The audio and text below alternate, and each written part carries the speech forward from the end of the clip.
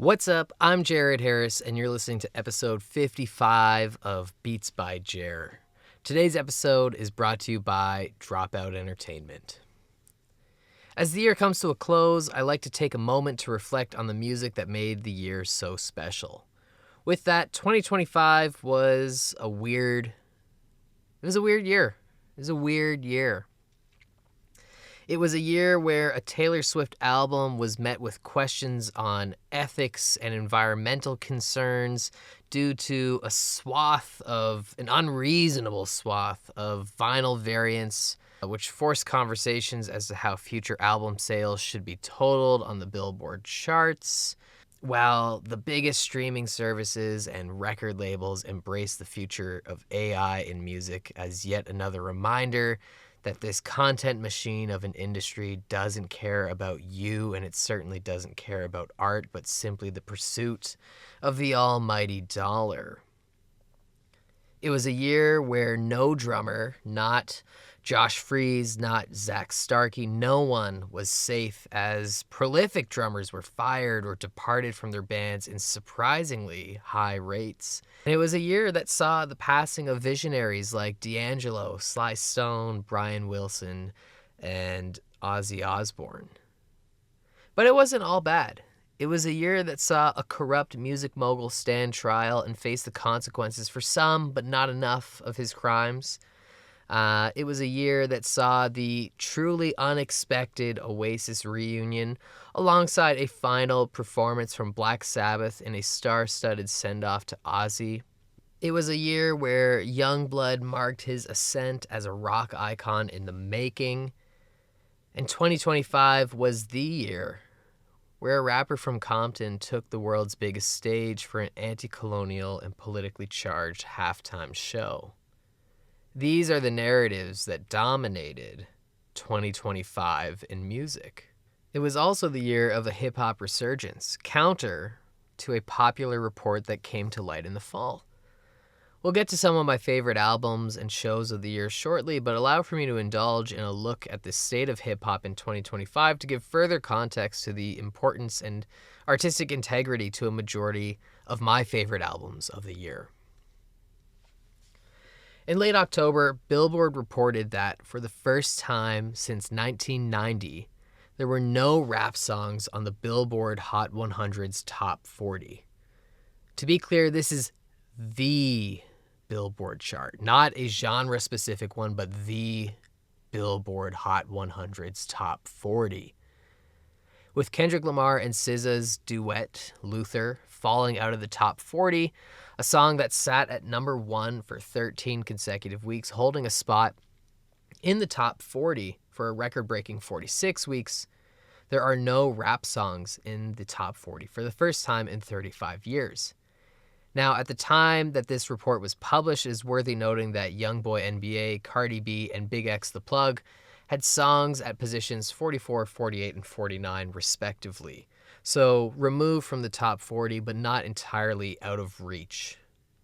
The last time this happened was in February of 1990, until Biz Marquee's eventual top 10 hit, Just a Friend, breached the top 40 by jumping from 41 to 29 within a week.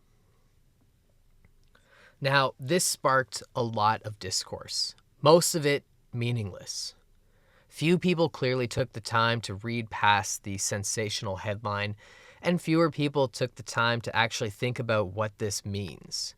Most of the dialogue that followed in the weeks after called for the death of hip-hop, some of which was driven by what I believe to be unintentional echoing of systemic racism that has plagued the genre since inception. But few looked at why this was happening and what it means for the genre. First, let's start with the why. Luther fell off the charts due to changes in the rules at Billboard. For the chart dated October 25th, descending songs were deemed recurrent and removed from the chart if they had exceeded a certain duration on the chart while also falling below certain updated chart thresholds. For instance, if a song had fallen below number 25 after spending over 26 weeks on the chart, it would be removed from the top 40. That particular change resulted in the departure of Luther, which had fallen to number 38 on the previous week's Hot 100 in its 46th week of the listing. Theoretically, Luther would have remained in the top 40 for much more and would have seen potential resurgence with the one-year anniversary of GNX on November 22nd. Now, this justifies why the song was removed from the charts entirely, but it does not justify why no other rap songs remain. Looking at the year, while many legacy rap artists released strong albums that would prove to be very successful on the R&B and hip-hop charts, few, if any, current and massive artists have released albums this year that fall within the hip-hop and rap genre. There was Playboi Carti's highly anticipated Music, and following a disastrous 2024, Drake and Party Next Door released their collaborative album, Some Sexy Songs for You. Neither album, despite their hype, performed well. Carti's was incredibly disappointing and pretty bloated, and Drake simply couldn't outrun the previous year's defeat. Otherwise, 2025 was relatively devoid of major rap releases that managed to catch on with their audiences beyond the hip-hop charts. I say this recognizing that many legacy artists, while important, are not moving the needle on the mainstream Billboard Hot 100 charts. They aren't making radio, but they're making waves of their own audience. Much more on this soon. This argument also negated to see that aside from a few landmark artists, hip-hop's market share was shrinking among a rapid rise of pop music this decade through breakthroughs from artists like Sabrina Carpenter, Chappell Roan, Olivia Rodrigo, and Charli XCX, alongside the continuing reign of some of the last decade's biggest artists. Hip-hop has been making less and less of a dent in the mainstream charts, and this has been a continuing trend for the last decade or so. Now, curiously, many people calling for the end of rap blame this on Kendrick. This, of course, stems primarily among Drake fans. For those emerging from their 2024-25 comas, last year Kendrick and Drake dominated the discourse of pop culture with their beef. I won't get into it here, as I covered this extensively in episodes 24, 37, and 40. 3 of my favorite episodes that I have composed.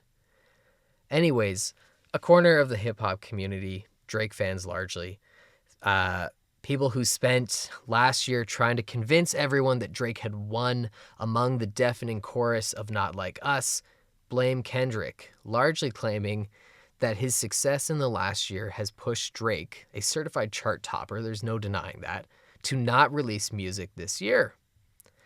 Let's debunk this. Drake has been teasing his return album, Iceman, since July, but has given no release date, no singles, nothing of substance, just teasing that it's coming. Did the commercial flop of Some Sexy Songs for You remind him of his fragile spot in pop music? Probably. If anything, where that was a collaborative album that served as a testing point, a litmus test to see how his popularity fared post-beef. But to tease an album for this long with no substantial details, no releases, nothing is insane. Don't break an arm on your own hype machine, my dude. Now, to claim Drake is scared to drop the record post-beef is to admit Kendrick won, no? To spend all of last year saying Drake won and now to say that Kendrick has scared Drake off is to admit defeat. After all, if Drake won, why not drop? Why not capitalize on the game? Why not capitalize on that victory? Go for that victory lap. Drake has not been moving like a winner. In fact, he's been moving like a loser with wounded pride, catching L's left, right, and center. There's so much more than the yet-to-materialize Iceman that supports this. But can Kendrick be blamed for this? I don't think so. Firstly, I don't believe in blaming winners. That doesn't make sense. We don't blame winners. I don't think we can blame an obvious winner, especially one who broke numerous Billboard and various award show records for the absence of rap songs in the top 40. You can't dominate the charts the way Kendrick did with Euphoria, Not Like Us, and GNX, all of which dominated the top 40 throughout 2024 and most of 2025. You cannot have that kind of chart control and then be blamed for the fact that other chart toppers are no longer making the dents that they once did. Now, the 2024 beef could be boiled down to a difference of the ethos of hip-hop as exhibited by Kendrick and Drake. The former a purist and innovator of the genre with a love for the game, and the other representing the popular side of the style. You could argue, and in fact I did, that Kendrick used Drake as a scapegoat for the over-commodification of hip-hop, for the dilution of the genre to fit within pop music, for the dilution of the associated culture to fit within pop music, and the corruption seen among powerful figures within the industry. Building off of this, I still stand that Kendrick opened the doors to a lyrical side of rap, a side that resides at the foundation of the genre but feels more to the underground as the genre rose to prominence, especially in the late 2010s, with lyrical depth, flow, and head-scratching entendres. We're all pushed to the side for flair and bravado and pop melodies and things that were designed to sit with passive listeners. Kendrick did not invent lyrical hip-hop, but he did bring it back to the attention of pop culture, and I think the success of GNX is the direct predecessor for the tone that hip-hop would take this year. 2025 was the year hip-hop embraced the underground. Lyrical, driven raps of established legends, new faces, and returning icons. None of these artists would make significant splashes on the Billboard Hot 100 Top 40. However, they would make massive waves among hip-hop audiences. And by hip-hop audiences, I mean real OG hip-hop heads. While dropping a strong late addition to the year on December 12th, Nas stands as the clear MVP of the year, the architect who made 2025 the year that it was. And it's because of more than just the record that he released himself. While his highly anticipated collaborative album with DJ Premier has been met with mixed results, more later, Nas was instrumental in steering the course of rap this year. It all began with an advertisement for his record label, Mass Appeal, that dropped at the beginning of the year. They put together billboards, videos, the works. The billboard read, 7 new albums, 7 iconic acts, history is still being written. 7 stories once lost in myth, now resurface, proving hip-hop icons are truly timeless. Nas plus DJ Premier, Mobb Deep, Ghostface Killah, De La Soul, Big L, Raekwon, and the epic return of ... The Legend Has It series promise albums that have fallen into urban folklore, mythological releases that were thought to be nothing more than fantasy, but Nas made it happen. First, there was the return of Slick Rick, the epic return of ... with Victory, his first album since 1999's The Art of Storytelling. Personally, this one was not really my jam, but I could respect the craft and the weight of his return. Slick Rick merges club beats with intense lyrical storytelling, right? As the name of his previous album suggests. He's a lyrical whiz, and the record was an immediate throwback to the heyday, the golden age of hip-hop. It's a strong first entry into Mass Appeal's series, as they promise what was thought to be impossible. Nobody has assumed that Slick Rick was still making records. The next to come was Raekwon's The Emperor's New Clothes, the first album from the chef in 8 years, and honestly, one of his stronger releases. Front to back, I have returned to this album a lot throughout this year, with Bear Hill, Pomegranate, and the Omerta featuring Nas standing out as absolute highlights. This is a record that really continues to prove Raekwon is one of the premier MCs from the Wu-Tang Clan, and really shows that like when Raekwon has something to say, he means it. This is an incredible record, one of my favorites. Following this was Ghostface Killah's Supreme Clientele 2, the sequel to his highly acclaimed sophomore album, Supreme Clientele, released in 2000. An album which is often cited among the greatest rap albums of all time, solidifying Ghost as one of the strongest voices from Wu-Tang Clan. Supreme Clientele 1, Supreme Clientele, the original, the OG, is just an absolute lyrical odyssey. It is a fantastic record. It is Ghost at his sharpest. It is phenomenal. And despite its praise, it's often understated. And I feel like in the last couple of years, it has seen a resurgence of love and favor from the community. We are seeing more people shout it out in the top 20, top 50 rap album lists. It's essential to the canon. It's essential to Ghost. It's essential to Wu-Tang. I love it. Supreme Clientele, there's no notes. It's a fantastic album. The sequel has long been in the works. There were many times since 2000 where Supreme Clientele 2 was almost released, where Ghost has talked about it in interviews. He's been asked, what about Supreme Clientele 2? He's talked about its existence, but it's never materialized. And I'm curious as to how much of this record was made now or is pulled from various archived versions. Like, was there a Supreme Clientele 2 that existed in, say, the early 2000s, and did that shift in different eras? What did that look like? I really enjoyed this album, but I do feel that it could not support the weight of its title, crushed under its own hype.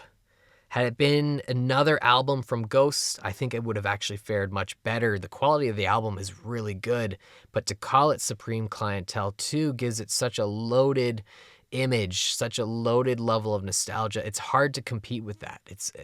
It's maybe impossible to compete with that. I think it would have fared better had it had a different name. But the impossible hype of a sequel to Supreme Clientele was just that, impossible. Still, Metaphysics, the lead single, single-handedly proves why Ghost remains among my favorite MCs. The lyrical gymnastics of his flow, his cadence, unmatched, unparalleled. The album may not be of the ilk of Supreme Clientele, but Ghost is relentless with the pen, with the mic. This was followed by Infinite, the 9th and final album from one of the greatest rap duos, Mobb Deep. This one stands as a top 5 release for me this year, one that completely took me by surprise. I knew it would be big. I knew it was a big deal. I understand the weight going into it, but I didn't expect to love this album as much as I did. Posthumous albums are always tricky, right? It's certainly among my favorite releases of the year. Produced by Havoc, half of Mobb Deep, and The Alchemist, Infinite is the first album from the duo since the death of Prodigy in 2017, seeing Havoc along with featured artists like Nas, Raekwon, Ghostface Killah, Clipse, all rap alongside previously recorded verses from Prodigy. It doesn't feel forced. In fact, if you didn't realize that Prodigy was dead, you would think he was right there in the booth with them. It's such an organic record. And the production from Havoc and The Alchemist is second to none. It's such a gritty, lo-fi approach to the genre. It still keeps those gangster sensibilities that you would expect from the duo that brought you Shook Ones. It's just such a great record. And Prodigy is all over the album. It's not like he's featured here and there. Album splits put him at repping something like 40% of the bars on the album. It's gritty, it's soulful, it's very true to both Mobb Deep and The Alchemist. There's just this old school energy amid modern production, and Infinite by Mobb Deep, maybe even a top 3 release for me this year. I love this album and still find myself pulling it into my weekly rotation often. The fifth album from the Legend Has It series, and another one that took me by surprise, was the fifth album and the fourth posthumous album, and the final album from Big L. This album goes hard and features contributions from Method Man, Mac Miller, and an insane couple of verses from Jay-Z on 7-Minute Freestyle. Following this was De La Soul's Cabin in the Sky, the first album from the trio since the passing of Trugoy the Dove in 2023. Unlike the other posthumous and semi-posthumous records here, much of this one, it seems, was recorded following his death. However, he still makes it onto the record. This was an album assumed to have never been made, right? Nobody expected De La Soul to continue following the death of Trugoy.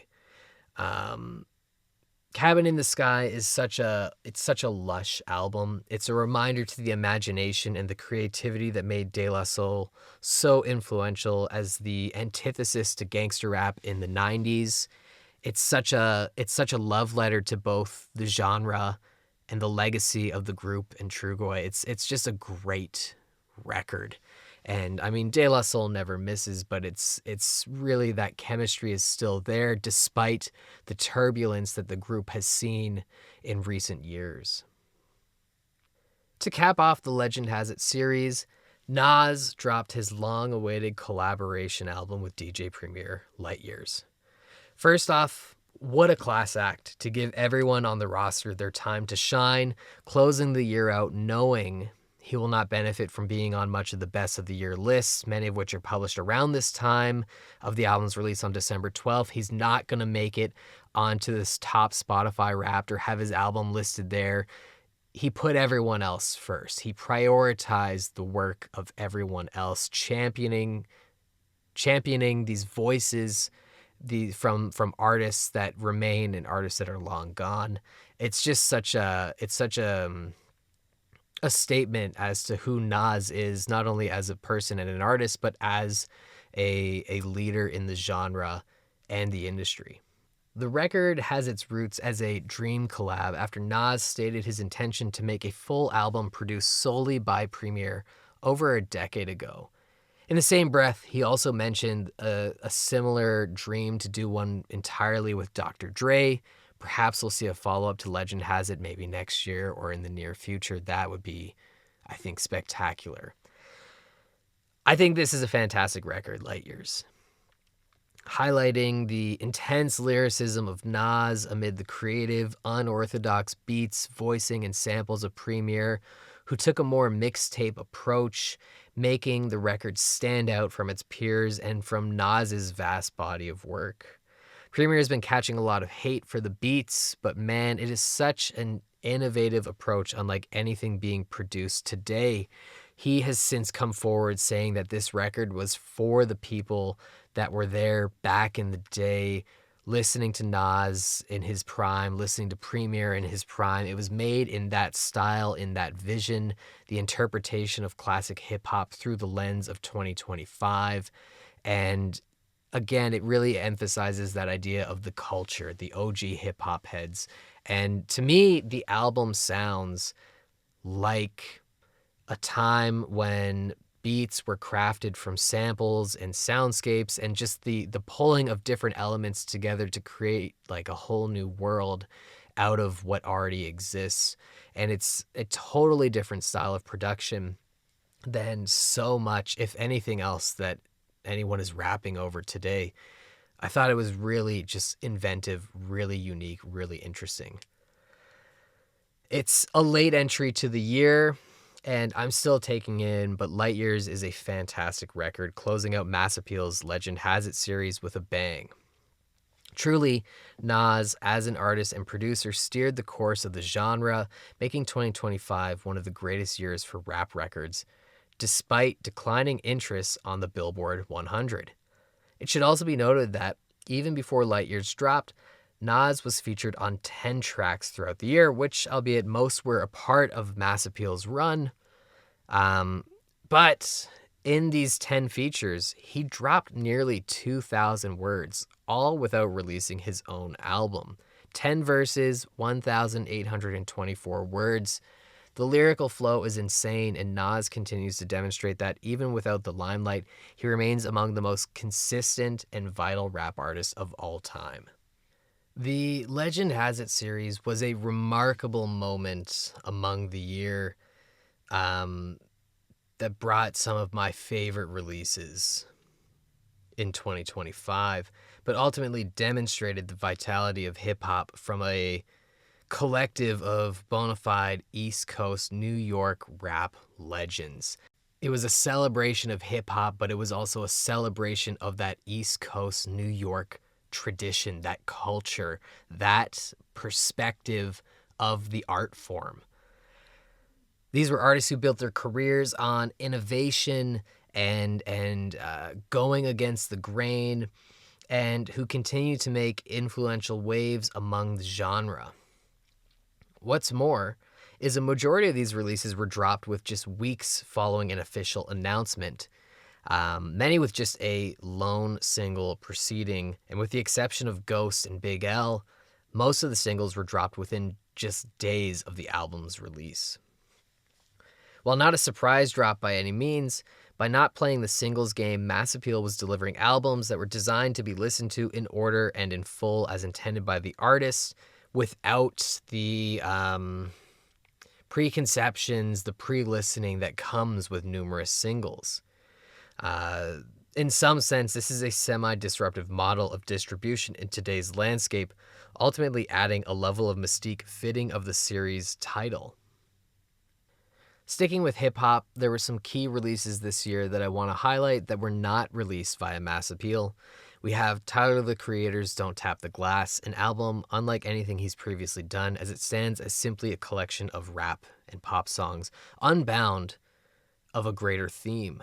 Tyler is an artist that I love as an MC. I love when he's featured on someone else's songs. I can appreciate that the dude has incredible artistic vision, but I have struggled to really get into his work. And often, and I always give him a chance, I always go back to his work in hopes of getting it. I recognize that this is not a problem with Tyler, but a problem with me. And I do feel that I'm missing out on something big here. But I often feel that his albums serve the theme, they serve the concept, the idea, at the expense of beats and bars. Don't Tap the Glass, on the other hand, was devoid of a greater unifying image, and it was just dope beats and bars. This is what I want from Tyler, the Creator, and I know I'm in the minority of that because, like, we can look at last year's success with Chromacopia and how massive that was, and the vision behind it. It was huge, but to me, Don't Tap the Glass is what I want from this artist. And the general feedback has been the opposite. A lot of fans were underwhelmed by it, but he even said as he was putting it out that it is just a record of just a record of songs that just exists in isolation, which is just different for him. But I really appreciated that approach to the album and the songs, the songs and the direction he took. Also worth noting are Westside Gunn's Heels Have Eyes 2, Jid's God Does Like Ugly. This is an absolute breakthrough album. Seriously, good Kid Mad City vibes, and Jid is going to be the guy to watch out for. There is just so much potential on this album. The direction he took, if he just slimmed it down just a little bit, and personally, I think eliminated the pop elements, right? There's a bit of pop on this, a bit of rap. I think if he just honed his sound just a bit more, a couple albums later, this dude is going to be one of the biggest voices in the genre. You heard it here. God Does Like Ugly, a really cool record. And of course, there's Alfredo 2 from Freddie Gibbs and the Alchemists. This is, of course, the sequel to Alfredo 1 that was released a couple years ago. It's just those sort of lush, jazzy, lo-fi Alchemist beats, and Freddie Gibbs he's just a rapper's rapper. He's just a lyricist. He's understated in all the popular ways, but he's just a great MC, and collaborating with The Alchemist, the two of them have found a sound that really works for both of them. I also think it's worth noting that The Alchemist his production credits this year was insane. He did so much work, so many beats, so many singles, so many full albums. He is another figure. To say The Alchemist is a great producer is understated. Everyone knows that. Nobody's denying it. But the work ethic, the dedication, the consistency, the sheer volume, and the quality of said volume is nuts. If Nas is the MVP, The Alchemist is very close in those ranks just for how much incredible music he's putting out with different artists. That being said, among his incredibly massive 2025, I think it goes without saying that Alfredo 2 with Freddie Gibbs is the crown jewel. This was also, for me, a top 5, definitely a top 10, but it was a very strong album that I have listened to in abundance. That being said, my favorite album, not just rap album, but my favorite album released in 2025 by a long shot is Let God Sort 'Em Out by Clipse. This is the 4th album from the duo and their first since 2009. Clipse, of course, is Pusha T, yes, the rapper who bullied Drake into being a semi-present father, and his brother, Malice. Not only have the two reunited following a fork in the road that saw Malice leave the biz to find God and for Pusha to pursue a prolific solo career, but they also reconnected with longtime producer Pharrell. Yeah, the dude with the hat, with the Minion song that every few years pops into the world, dropping the biggest pop song of the year and then disappears. And in between those stints of pop songs, he's sitting in the lab, he's making grimy gangster beats. Let God Sort 'Em Out is the stuff worthy of the Legend Has It series, the unexpected reunion of one of rap's greatest and most underground, if you know type duos with their star producer. Sporting features from Kendrick Lamar on Chains and Whips, a song that Spotify crowned as the rap song of the year, along with Tyler, the Creator, and Nas on other songs. But more importantly, they kept shit gangster while also demonstrating a level of maturity no one had expected. Alongside drug-dealing tales are emotional explorations as the brothers reflect on the loss of both their parents, who died within a 6-month window of each other, as Malice continues to reconcile his faith with his passion for rap, and as they rejoice at not only their enduring success, but the fact that the two managed to make it out alive as former dealers. Furthermore, beyond the themes of the record, the lyricism is bar none, disproving the myth that hip-hop is a young man's game and that greatness within the genre can in fact age gracefully. For reference, take the opening verses from both Push and Malice on Chains and Whips, the damn near menacing threats. They are enough to silence any opposition. There's no tombstones in the desert. I will close your heaven just for the hell of it. The intensity of the delivery is insane, and whoever they are speaking about, the unnamed rapper, certainly has not made any comment in regards to this. A threat delivered with no response back. Push has since said that he's done with diss tracks, saying the stakes aren't the same as they were as when there was a time when you could end someone's career with a well-crafted track. But I think he's out of the diss track game simply because there are no worthy opponents that he actually has beef with. Another example of sheer lyrical genius is Malice's verse on FICO, a verse all about how he can make you disappear. Throughout the lengthy rap, he drops a series of numbers every now and then, not every line, but sprinkled throughout. You wouldn't think anything of it. The verse ends with a reference to the first 48, implying that you'll never be found, but what makes this so special is that when you add up the second digit to each number listed, they add up to 48. The brilliance and the depth is matched equally by grit and underground sensibilities, the intensity, the conviction, the delivery. Everything about this album is exceptional. This is an album that has stuck with me all year and continues to find its way into my weekly rotation. I could speak at length about the greatness of Clipse, about the greatness of Push and Malice, and the together, the energy, and how it's so different from their own solo work. I could speak about the Pharrell production and the brilliance of each song, but needless to say, this is my album of the year. Hip hop as a force of the underground, the expression of a culture that remains systemically oppressed. Aside from its biggest figures, this is a voice that, by its very nature, is not intended for a prominent place in pop music. As the genre moves away from the shine of the Hot 100, we are seeing a resurgence of authentic lyrical hip hop. In a post GNX chapter in a post Kendrick and Drake beef era, the genre feels more influential and more creatively driven and more exciting than it has in the last decade. Truly, it felt as though there was a thrilling new release every couple of weeks, and as the genre shifts its tone, this feels like a fitting epilogue to the pursuits of Kendrick Lamar in 2024.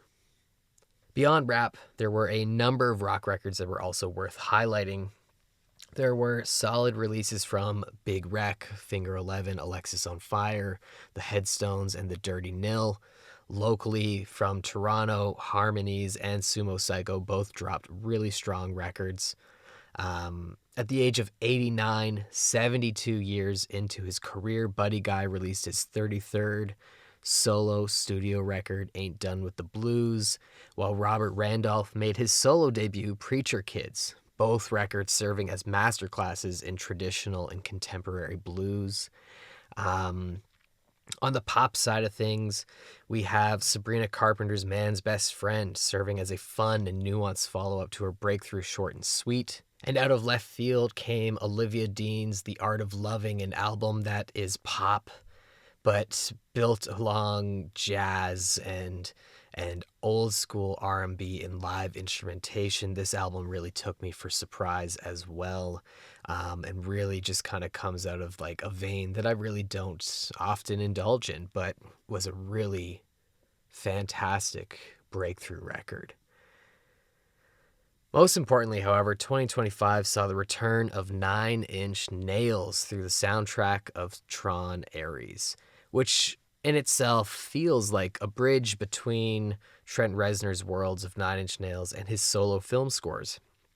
I wouldn't call this a true 9 Inch Nails record, but it was chilling, it was electric, it was haunting all at once. The brilliance of Reznor, his film scores are fantastic, but kind of employing that element through a band setting, through the edge and the overt dissonance of 9 Inch Nails was phenomenal. And it's been enough to light the fire in him and the band, as he says that they're currently working on a follow-up on an actual 9 Inch Nails record, stating that the desire is there.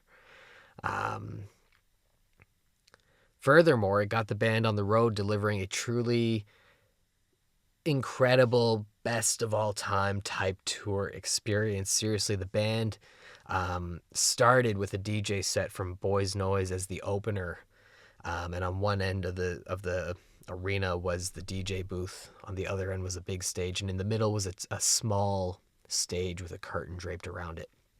And Boys Noise was playing this sort of gothic, alternative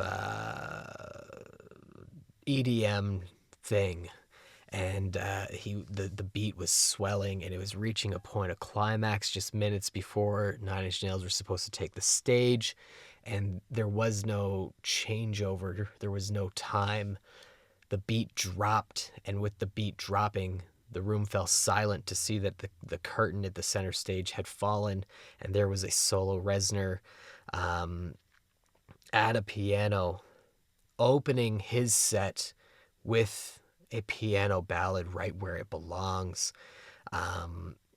he would shift from that stage to the main stage with the band, the full force of Nine Inch Nails. He'd go back to that small stage with Boys Noise and Atticus Ross, and they would recreate beats for songs like Closer and some of their more electronic songs live off the floor, improvising and building these things on beat machines and keyboards together.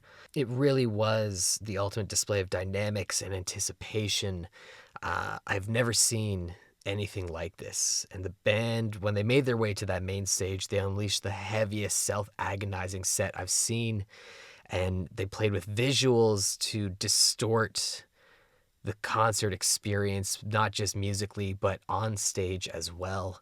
Named by consequence as the tour of the year, the Peel It Back tour sees Nine Inch Nails shake off their legacy status as they continue to push the envelope, extending the creative cycle into the live performance as they adopt and rearrange their work. Hits and deep cuts are performed like the record or reinvented altogether, leaving a sense of risk and danger and excitement to their performance, something almost always lacking from a band this deep into their career. Despite the production value they brought to the stage, they performed with the energy of Woodstock 99, and Reznor sang with all the anguish, self-loathing, and despair of 10,050 Celio Drive, Los Angeles, the home of Roman Polanski and Sharon Tate, the site of the Manson murders, the location where he recorded the Downward Spiral. Capturing an unparalleled degree of intensity, the Peel It Back tour was sonically and visually a thrilling concert experience, one which will be remembered among the greatest tours of all time. For me, this was an incredible moment, and the everything should go to Nine Inch Nails were it not for the fact that Queens of the Stone Age were also doing some remarkable things this year. In July, the band released their concert film Alive in the Catacombs in select independent theaters for one night only across the globe. There was a showing in Toronto, and to watch this in theaters was so incredible. It was chilling. It was spine tingling. It was emotional. It was beautiful. It was such an incredible concert film. As of last week, you can actually stream it on their YouTube channel. And like since then, they obviously released the concert as a live album on digital services. You can get it on vinyl from their site. The vinyl packaging is top tier. They really went above and beyond, including a pull-out book with photos and from the shoot. The performance, the film documents the making of and the following days of their death-defying performance in the Paris catacombs, where they recorded a brief set of songs entirely rearranged for this unparalleled experience. The film was incredible. It follows the band on their 2024 European tour, a tour that they had to cancel because of a still undisclosed but startling health scare for singer Josh Homme. The band had to cancel their tour entirely, and he was advised to rush back to the States immediately. And instead, he waited in Europe for just a few more days, knowing that he was set to perform in the Paris catacombs, something that would never likely be greenlit again if he canceled. When you watch the performance, it feels like a man who knows that this is the end. And thankfully, Homme is still with us, but he performs with this macabre sort of joie de vivre French. He performs with this enthusiasm, this almost daring come take me energy that is hypnotic. It's incredible. At one point, he waves bye-bye with a smile and a wink. And this is a man who knows that this could have been the very end of his career. This could have been the last artistic output that he put into the world. And the arrangements are brilliant, entirely stripped down. There are no drums, just light percussion. There's no electric guitars. They're joined by a string quartet to incredible effect. And, you know, the performance is remarkable. The band is in a setting they've never been in. It opens with a mashup of Running Joke and Paper Machete. Um, you have the tenderness and emotional tension and release of Villains of Circumstance, the rhythm of Suture Up Your Future, the long lost classic I Never Came. There's just so much to this album. It's brief. It's 5 songs. It's 27 minutes. It's magical. And when you watch the video, you cannot help but feel that as well. The band took this album on the road, and I caught them at my favorite venue in the world, Massey Hall, and it was an incredible experience. It was a 3-act show. The first act was just as the album is, note for note, with Hami prancing around the stage, illuminated by a lantern that he's swinging around. The second act sees the string quartet expand into a small orchestra with a brass section, the string quartet. And again, it's in that acoustic vein, but we get a little more aggression. They covered like Them Crooked Vultures, which was totally unexpected. And they just kind of dug deep, right? Applying the same level of arrangements that was done for Alive in the Catacombs to more Queens of the Stone Age songs.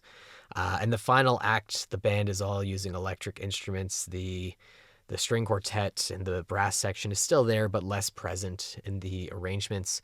And they're not playing an electric set. It's a little toned down. It's like electric light. The arrangements are a little closer to the studio recordings, but still fitting the vibe. It kind of feels like the final push. And again, dusting off songs that they never play live anymore, deep cuts that are forgotten or rearranged. They played an all-new song that still to this day doesn't exist anywhere. This concert, as much as I praise Nine Inch Nails for what they did in any other year, the Nine Inch Nails concert would have been the best show of the year. But to see the artistic conviction, the intensity of Alive in the Catacombs still carried through on stage. Hami is still performing like his life depends on it. Like he's holding on to the balance between life and death and enjoying that feeling of just being alive. There is so much to this. I would love if they released a follow-up live album to celebrate the tour that was celebrating the first live album. I don't know if that's ever been done, a live album to complement the preceding live album, but this tour was unlike anything else. And it's just so amazing to see a band reinvent their own work for a new context, to see like how strong the songwriting is, that you can take it from an alternative rock, stoner rock, doom metal sort of vibe, and you could take it out of that entirely and place it into a new arena and have it work exceptionally. Really speaks to the power of performance behind Queens of the Stone Age and the songwriting that the band has built their careers on, and really justifies why they continue to be the leading, the most influential, most innovative, and most, in my opinion, important alternative rock band of our time. Again, were it not for how much I love the Clipse album, also I feel like the fact that this is a live album, it can't necessarily take precedence over a new studio thing, but Alive in the Catacombs was a very, very extremely close second to Clipse, Let God Sort 'Em Out. And with that, what was supposed to be a short episode comes to a rambling conclusion. Thank you for joining me in the early stages of season 3 of Beats by Jer. Please enjoy your holidays, enjoy your New Year, enjoy your Christmas. I will be back in January with brand new episodes, brand new interviews. Season 3 will continue into 2026. And I would love to hear what some of your favorite albums were of 2025. And if you missed the ones that I talked about, please check them out. I hope you enjoy them as much as I did. I'm Jared Harris, and this is Beats by Jer.